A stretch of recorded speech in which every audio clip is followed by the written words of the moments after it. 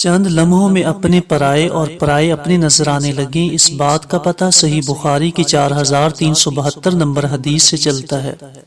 جب امام کائنات علیہ السلام نے اپنے چند صحابہ کرام کو نجد کی طرف روانہ کیا، امام کائنات علیہ السلام کے جان نثاروں نے قبیلہ بنو حنیفہ کے سرداروں میں سے ایک شخص ثمامہ بن اسال کو گرفتار کیا اور لا کر مسجد نبوی کے ستون سے باندھ دیا۔ نبی کریم علیہ السلام کو پتہ چلا تو حضور علیہ السلام اس کے پاس تشریف لے گئے۔ آپ علیہ السلام نے جا کر اس سے کہا، ما عندک، آپ کے پاس کیا ہے؟ اس نے آگے سے سردارانہ انداز میں جواب دیا کہ میرے پاس خیر ہے، بھلائی ہے۔ نبی کریم علیہ السلام خاموش رہے۔ پھر اس نے آگے سے 3 باتیں اور کی۔ اس نے کہا کہ اگر آپ مجھے قتل کرو گے تو ایک خونی کو قتل کرو گے، اور اگر آپ احسان کرو گے تو ایک شکر گزار پر احسان کرو گے، اور تیسری بات اس نے کی کہ اگر آپ مال و دولت کے عوض مجھے چھوڑ دینا چاہتے ہو تو جتنا مال و دولت چاہو گے اتنا آپ کو عطا کیا جائے گا۔ نبی کریم علیہ السلام خاموش رہے اور وہاں سے تشریف لے گئے۔ اگلا دن آیا تو حضور علیہ السلام پھر حسب معمول اس کے پاس گئے اور اس سے وہی باتیں دہرائی، لیکن جواباً اس نے بھی وہی کلمات کہے جو پہلے دن کہے تھے۔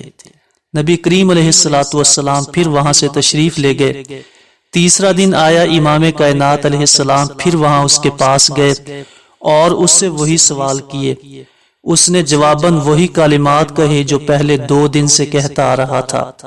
اب نبی کریم علیہ السلام کی محبت، اخلاق دیکھیں اور حضور علیہ السلام کا صبر دیکھیں کہ اگر امام کائنات علیہ السلام چاہتے تو آپ علیہ السلام کے ایک اشارے پہ ثمامہ کی گردن اڑا دی جاتی، آپ کے ایک اشارے پر ثمامہ کے جسم پہ کوڑے برسائے جاتے، لاٹھیاں اور چھڑیاں برسائی جاتی، لیکن حضور علیہ السلام نے اس کا یہ انداز بھی برداشت کیا تو آپ علیہ السلام نے فرمایا کہ ثمامہ کو آزاد کر دو۔ جب ثمامہ آزاد ہو گیا، جسم سے زنجیریں اور بیڑیاں اتر گئی تو سوچنے پر مجبور ہو گیا کہ یہ کیسا عظیم شخص ہے، یہ کیسی عظیم شخصیت ہے۔ 3 دن سے میرے پاس آتا رہا اور میں آگے سے کس قدر سخت لہجے میں اس کے ساتھ بولتا رہا۔ یہ شخصیت واقعتاً پیغمبر ہی ہو سکتے ہیں۔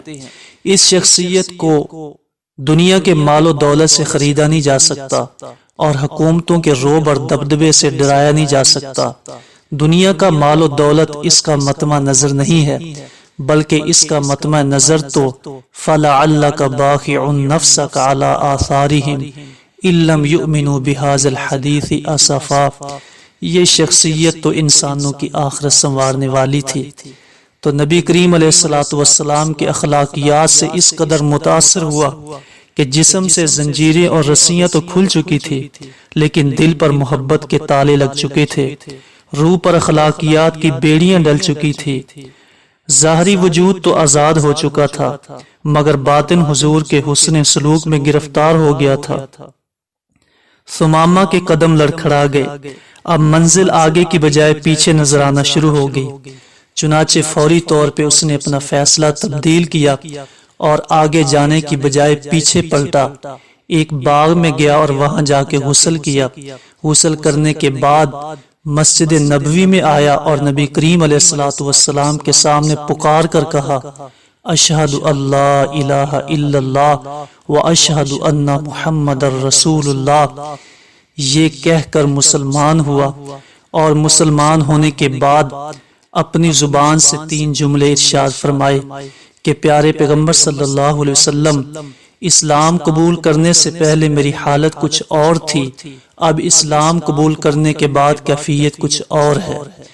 کہنے لگا، اے اللہ کے پیغمبر علیہ السلام، اس دنیا میں اسلام قبول کرنے سے پہلے مجھے آپ کے چہرے سے زیادہ ناپسندیدہ نعوذ باللہ کوئی چہرہ نہیں لگتا تھا، اب اسلام قبول کرنے کے بعد آپ کے چہرے سے زیادہ محبوب کوئی چہرہ نظر نہیں آتا۔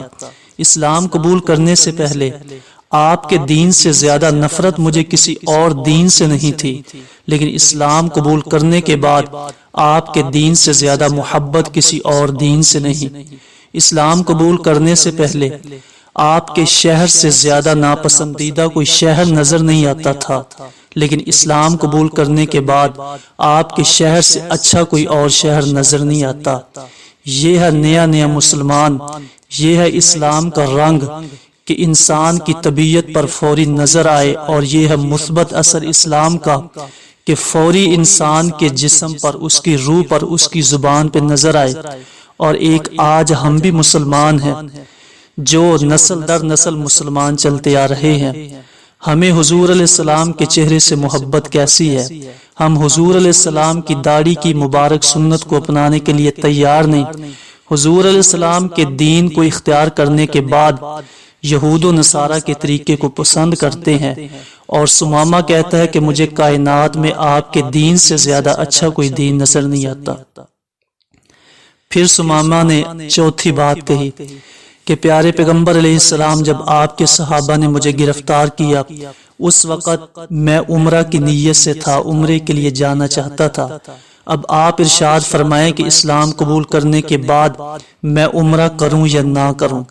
سمامہ نے یہ سبق بھی اس حدیث میں، اس واقعے میں دیا کہ اسلام قبول کرنے کے بعد مرضی انسان کی اپنی نہیں چل سکتی۔